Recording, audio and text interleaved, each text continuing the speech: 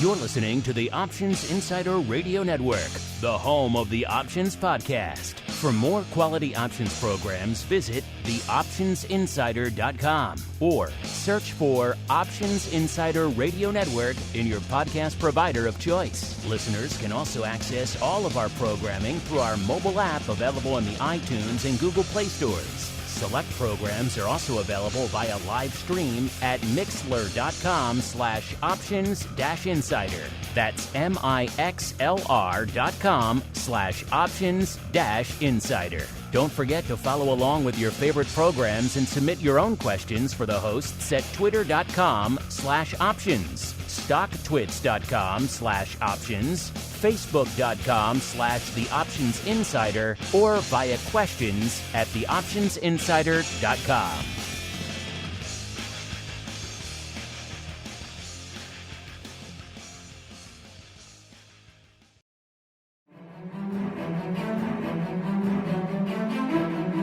The futures markets can be downright scary.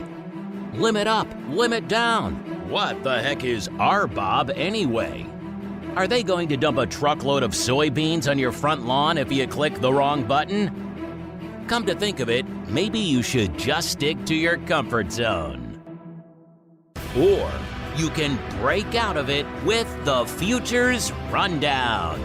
The Futures Rundown is here to help you make sense of these scary markets. We'll analyze all the top futures trading activity, explore the ins and outs of your favorite products, explain exactly how futures work, and hear from leading experts in the futures markets. We'll even tackle all of your wildest futures trading questions. If it involves futures, then you'll hear about it on the Futures Rundown.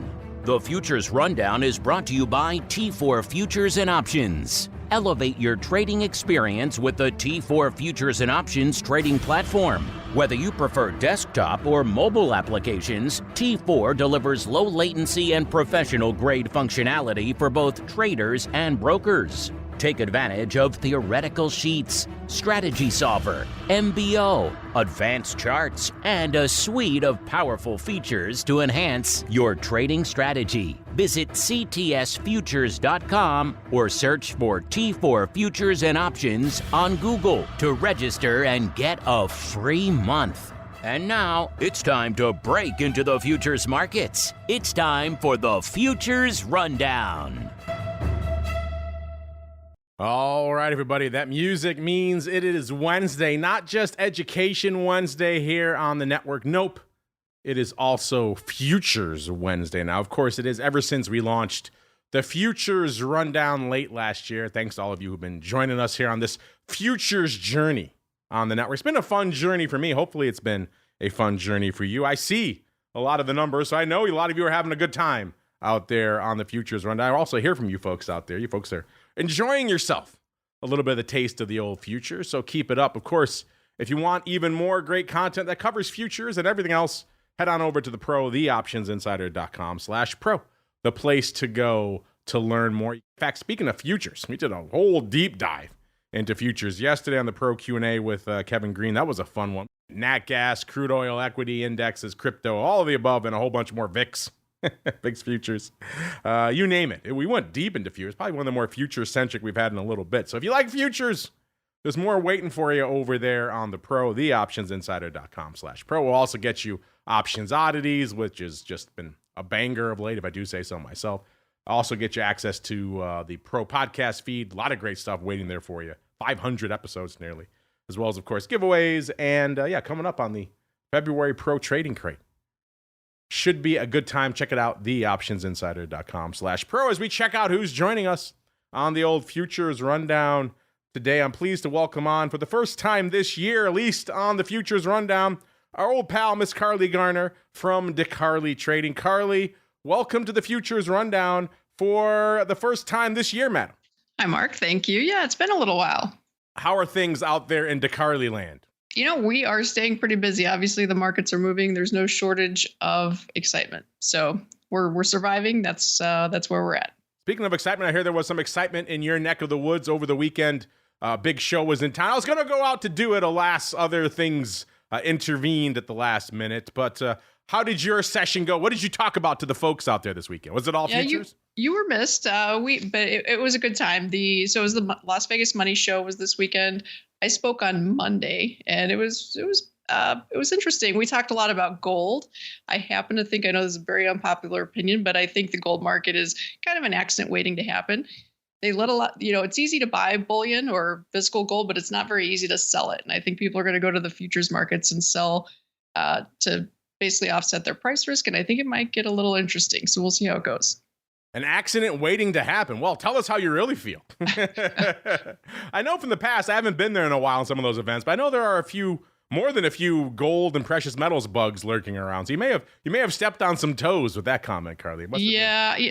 Listen, sometimes I'm wrong, but I call it how I see it and let the chips fall, and that's how I see it. There's also a lot of oil drillers at those types of events, and I generally unknowingly step on their toes as well. A lot of fun to be had, and we're gonna have some fun on the show here as well as we head right on into the trading pit. It's time to break down all the action that's lighting up the futures markets this week. What's limit up and what's crashing and burning? Let's find out. It's time to enter the trading pit.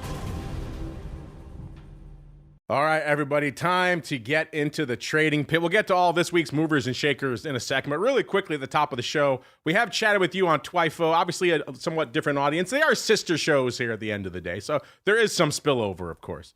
But for those folks mainlining the futures rundown out there, as you look back on the mad year that was 2024 from a futures perspective, what really stands out and resonates to you? 2024, well, I mean, obviously there was a political landscape that was a little bit rocky.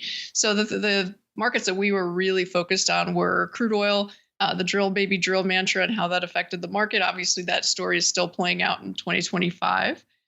And we also had some pretty big moves in live cattle. There may or may not be a lot of cattle traders here, but cattle prices have just come off all-time highs, and it's been a pretty interesting journey.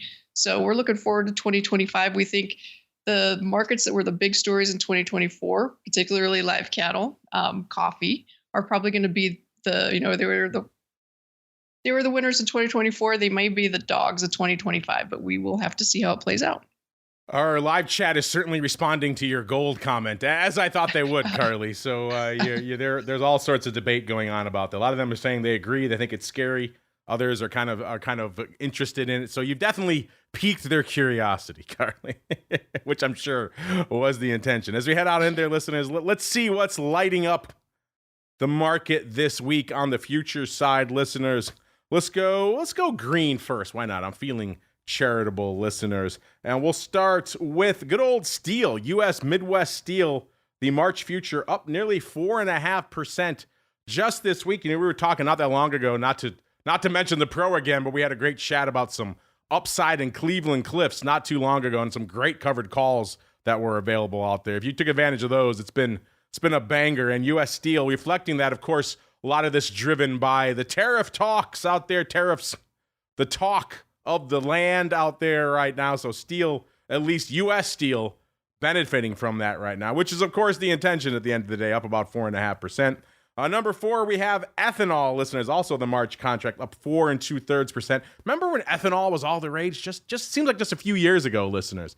Then everyone realized, maybe it's not the best thing in the world to take all of our crops and just throw them into our gas tank. It may not be the best thing for crop prices and the world and gas and everything else. So it had a brief fleeting moment in the sun, but it's still rocking and rolling out there. Ethanol, the March contract up 4 2/3% this week. Number 3, it's the lumber contract. Also, in fact, this is all March with the exception of one. Lumber up 5 3/4%. Our lone exception, we're going out to May for sugar, listeners. Number 2, up 6.02%. And the big dog this week, I have a feeling Carley will have a thing or two to say about this. Nat gas, that March future up 19.1%. Now, take some of that with a grain of salt. It is, after all, a lower priced underlying. You're talking flirting around the $3 level, but still, nat gas the beast. So, Carley, amongst our top 5 this week, what is catching your eye? Well, no surprise there. Natural gas has got our attention.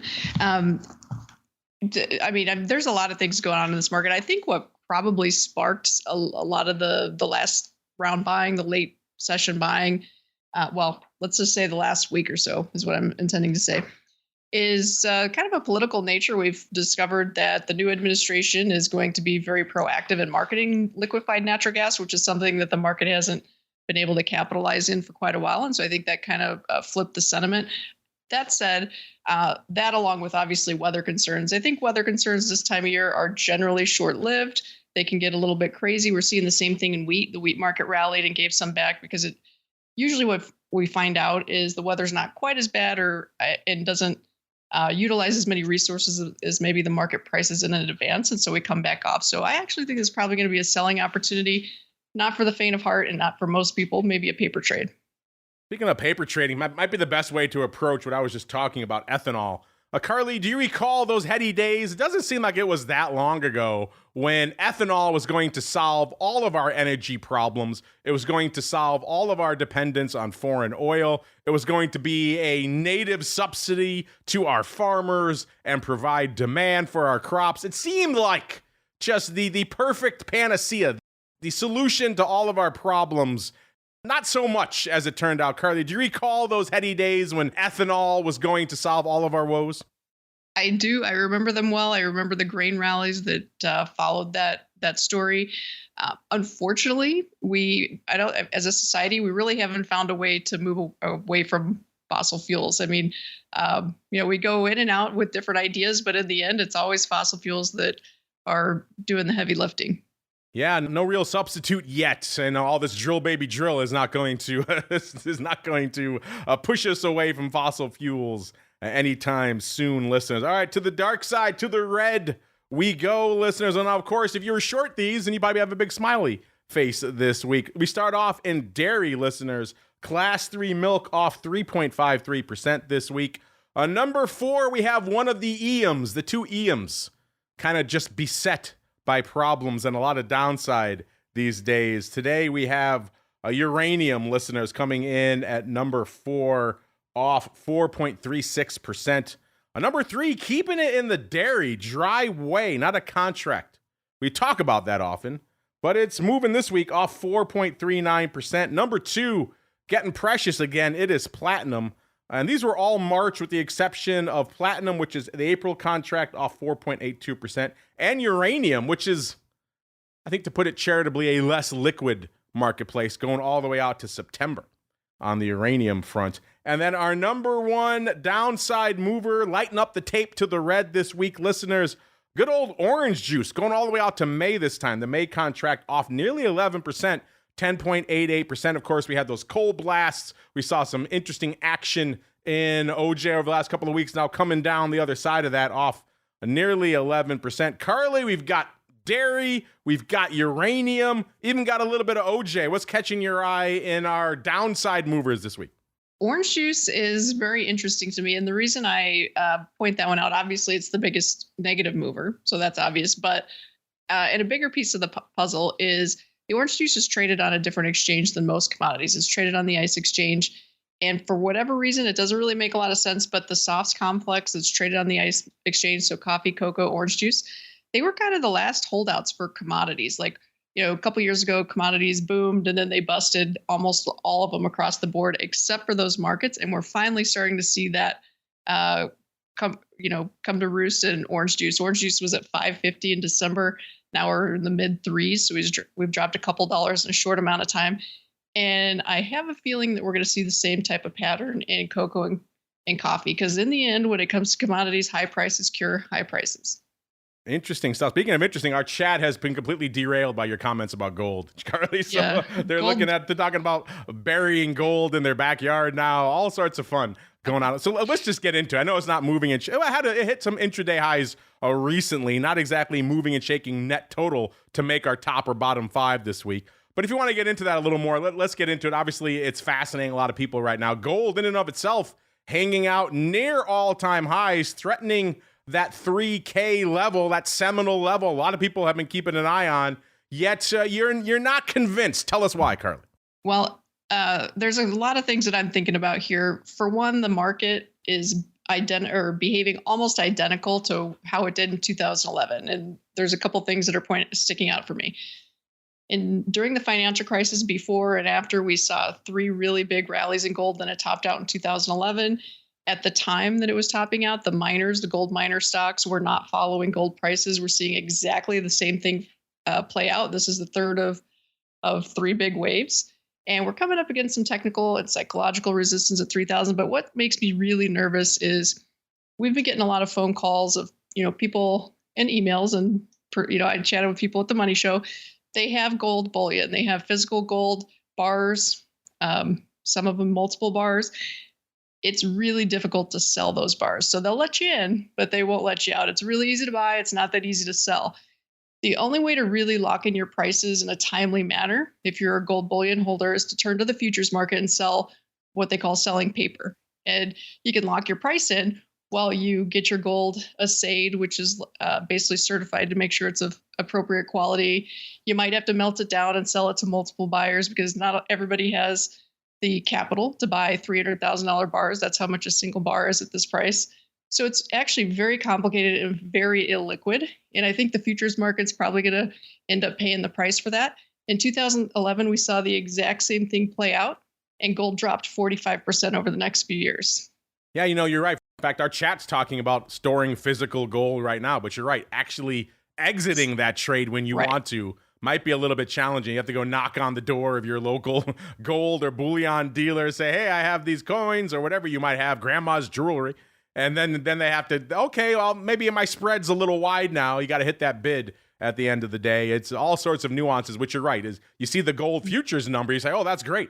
I could exit at this price, but good luck doing that in the physical gold world, which is a challenge. Of course, a little bit more difficult than just the old, I see people talking about burying gold. It just reminds me of, I think there was my old home state of Connecticut. They had a governor who actually went to jail for burying gold coins in the backyard, Carley. Wow. He was getting paid bribes in gold coins, and genius that he was, he decided to bury it in his backyard. Sheesh. And go figure, they found that out. That would have been fun when the governor of the state shows up to the local pawn shop saying, hey, can I sell my gold coin? Yeah. Someone might have noticed that, I think, if that happened. But I don't think he planned it out too far in advance. But interesting. All of our gold bugs, I will now direct their hate mail fully to you, Carley, and you can handle it. It's funny. It used to be back in the early days of the network. That was definitely our most touchy audience by an order of magnitude. You said anything negative about gold, you were in peril. They would come at you. These days, it seems like that audience has kind of been usurped. There's a lot of crypto heads out there who get pretty sensitive about some of their and also the last few years, we saw the equity folks, the equity meme stock folks. They really seem to take over as well, where it got to the point where if you question some of the valuations of these ridiculous meme names, it was anti-patriotic of you to how dare you question that GameStop's trading $300. How dare you?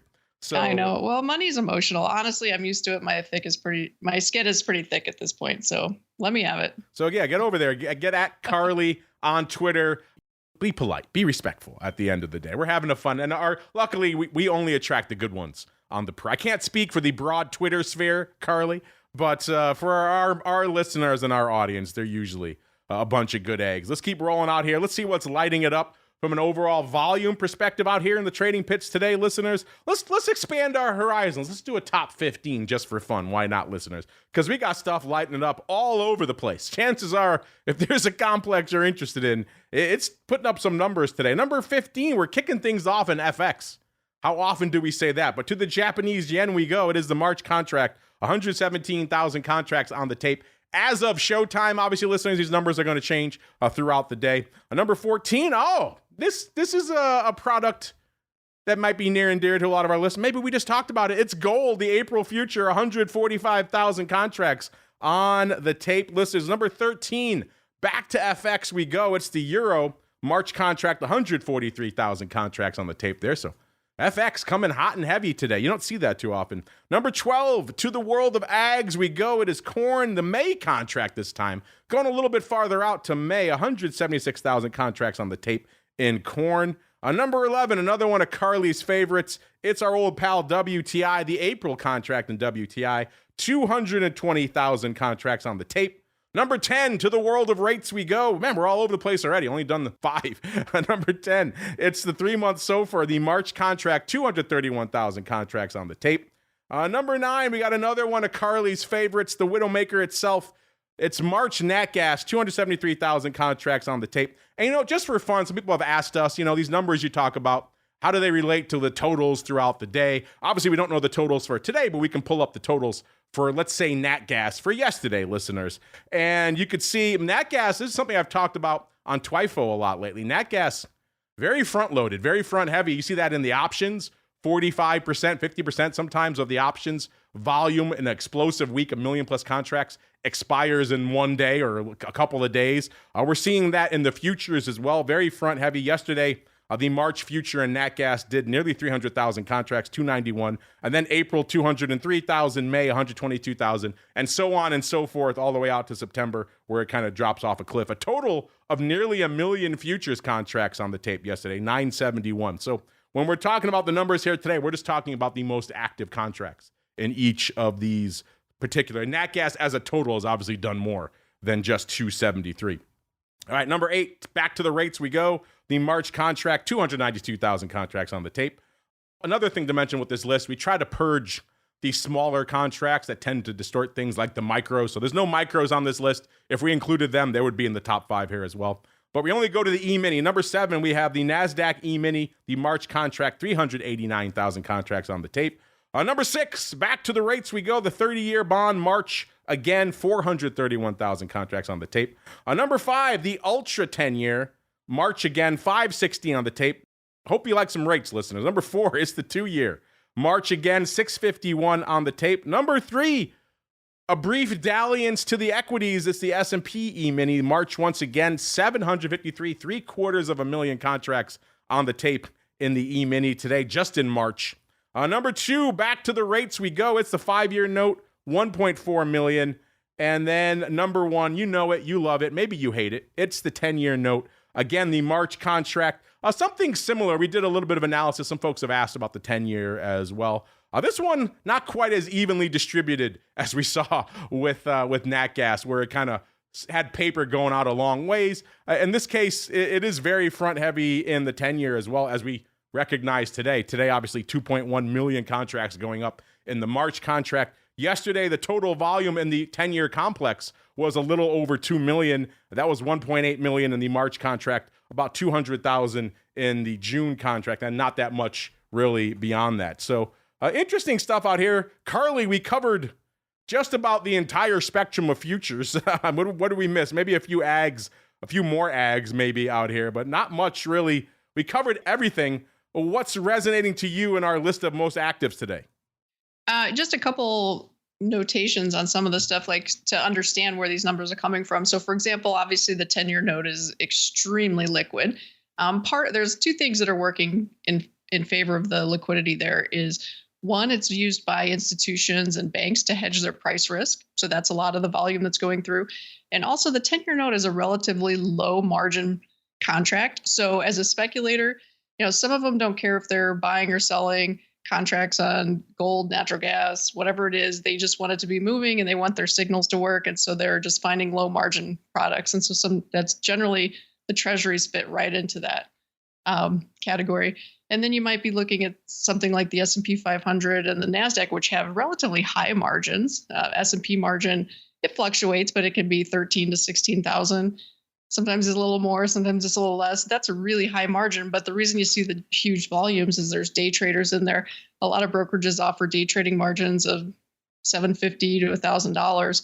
So people can get in, even if you have a $2,000 or $3,000 account, you can go in and sling some S&Ps back and forth and run up those volume numbers. So nothing shocking, just kind of adding some context. I was just looking at our chat, and Carley, you'll be happy to know one of our listeners has a hookup for you. He has a friend who owns a pawn shop, so if you want to sell your gold at spot, Perfect. He'll take it off your hands. So listeners, join up in our chat or reach out to us if you too want to sell your physical gold. I'm going to overwhelm this dude with metric tons of gold out here. Right. I worry, though, like as you're carrying it from your trunk into the gold and silver pawn shop or whatever it is, there's a little bit of risk there. Yeah, They're usually not in the nicest neighborhoods. There's delivery risk, certainly, on that side. Hopefully you're going armed or maybe with a few friends, let's just say, out there, which is kind of funny to me. Really quickly, we'll run down what's lighting it up on the trend-wise so far, the trend meter in futures for the year. Listen, it still is early in the year, and it's kind of interesting to see how these markets are shaping up. Some markets have already had good years or terrible years, and we're not even through February yet, just midway through February. Let's go to the red this time. I mentioned the EMs having a rough year, and you can see that here, listeners. Number 5 on our list in terms of year-to-date losers, we've got lithium off 9% so far this year. Right above it, number 4, we've got uranium. Again, the EMs just beset with problems this year, off 10.3%. Number 3, we've got our old pal Dry Whey. We were just talking about it earlier. That's off 14.5%. Number 2, we've got Ether off nearly 21%, 20.75%. Man, that one hurts for all the Ether heads out there who were hoping this was going to be the year that Ether was going to catch up, at least make some ground back on its outperformance that other products have had against it, like Bitcoin and Solana, and instead it gives up almost 21%. I don't think the ETH heads were looking for that this year. And then our old pal OJ off nearly 27%. Carley, what are your thoughts on how these trends to the downside are shaping up so far this year? Well, obviously those are some pretty ugly numbers, but as you mentioned, the year is young. Things can come back. With orange juice specifically, I would say, unfortunately, if you're an orange juice bull, pain's probably going to be a little deeper than we've already seen. Normally, it's been just a wild couple of years for a lot of commodities, but orange juice was not spared. There were some weather concerns and freeze issues and all kinds of stuff. Orange juice probably in a normal environment should be somewhere under 200, probably 150 to 170. So maybe a little further to go on OJ. Let's see if we have further to go on the upside, listeners. Number 5, lighting it up to the upside this year. We're going metals, but not precious this time. We're going base. It's copper, up 13.4%. Number 4, we were just talking about it earlier in the show. It's steel, having a good start to the year. I wonder why, up 15.14%. Number 3, to the ags. It's soybean oil, up 15.75%. Number 2, you've heard about this before. We talked about it before. You've heard of people talking about earnings for names like Starbucks and others. It's coffee, a banger year last year. And unfortunately for all you folks out there who like a little bit of cold brew out there, not looking much cheaper out here this year, listeners. Coffee up 30.33% so far year to date. That's a banger. And then Carley, your baby, your favorites, the Widowmaker itself, Nat Gas, up 35.25%. Anything catching your eye in the upside trend so far playing out this year, Carley? Well, we already discussed natural gas, so I'll throw coffee in there. To be 100% transparent, we started kind of toying with coffee a little bit early on the downside. For example, we put in some risk reversals together. I know this is a future show, but we're playing the downside with lots of room for error. We're a little underwater on that, but the reality is coffee is probably a little over its skis when it comes to speculator positioning. Seasonality tends to roll over right around now. So we're getting into the time of year where the bears start to come in and start selling into weather rallies, this is what we've been seeing. Lastly, one kind of odd thing that we noticed, the gold and coffee, they've kind of decoupled in the last couple of days, but as of last week, they were moving together 96% of the time, which just makes no sense. If someone can explain to me why coffee and gold are moving as if they're the same asset, I'd like to know, because I can't figure it out. But they were, and it tells me that it was probably algos and speculators kind of with the same inflation story or tariff story or whatever it was running it. But those types of things are generally unsustainable. When you see markets that are unrelated, that correlated, it's a red flag that things are overheated and the trend is probably on its last inning. The much ballyhooed gold coffee connection. You haven't heard about it, Carley?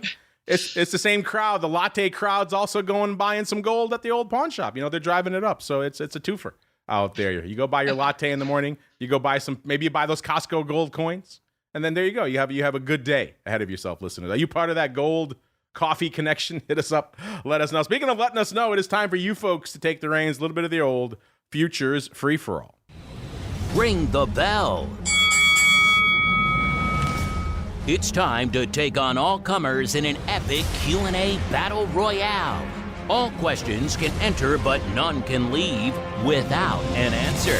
It's time for the Futures Free-for-All.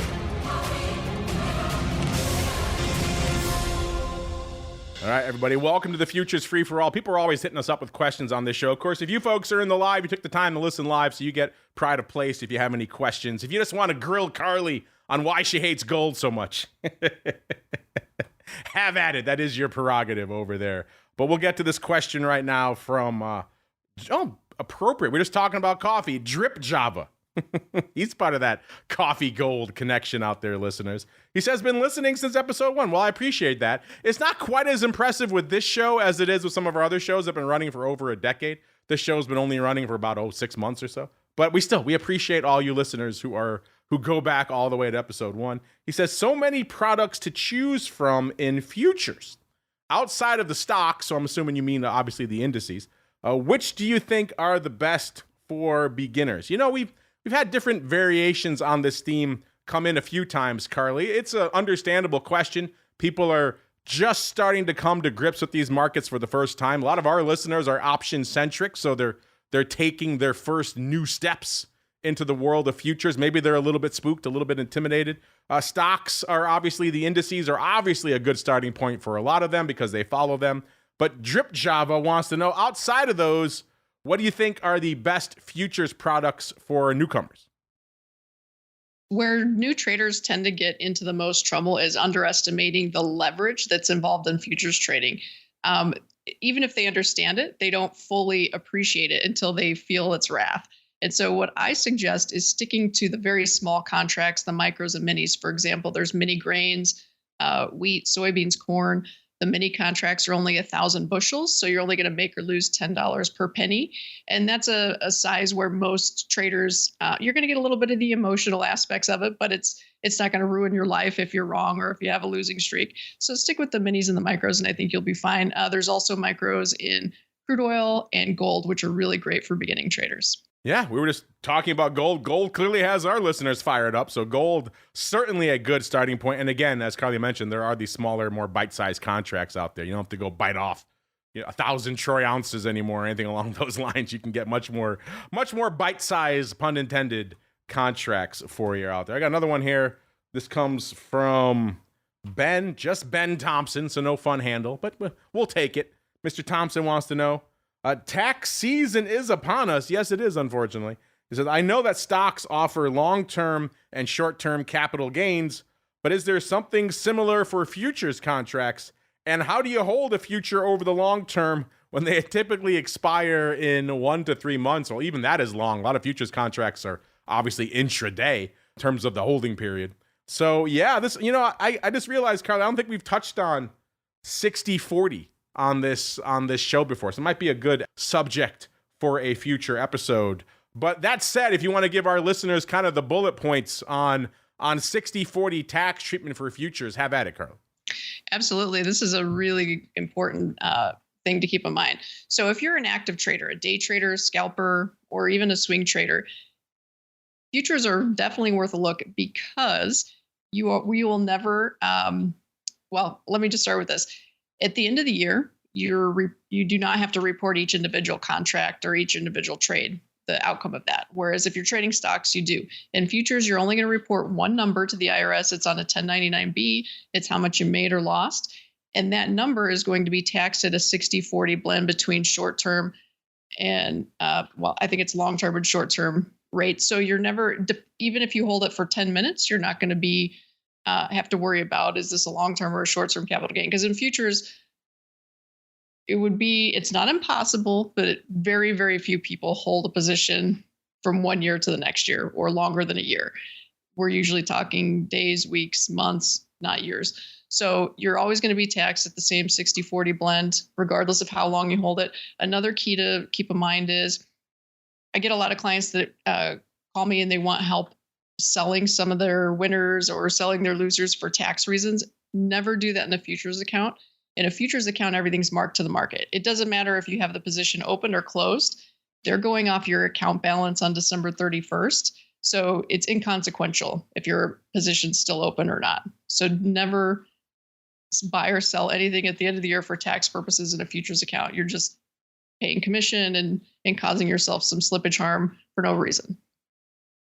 Yeah, it's interesting. We haven't had a chance. The show is still so new. We haven't had a chance to get into all the nuances there. I know it sounds fun. Taxes, listeners, people's eyes glaze over when you talk. It's probably another reason why we haven't gotten into them yet in the early days of the shows, but it might be worth a future investigation. Obviously, 60/40, Section 1256 tax treatment, all of that good stuff out there, listeners. But yeah, it makes sense if you think about it, listeners.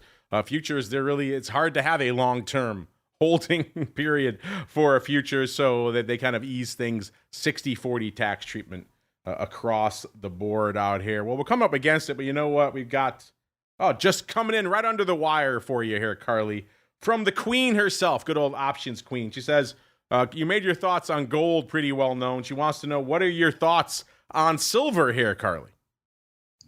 Ooh, silver's a tough market. It's a market where hopes and dreams go to die. That's my best explanation for it.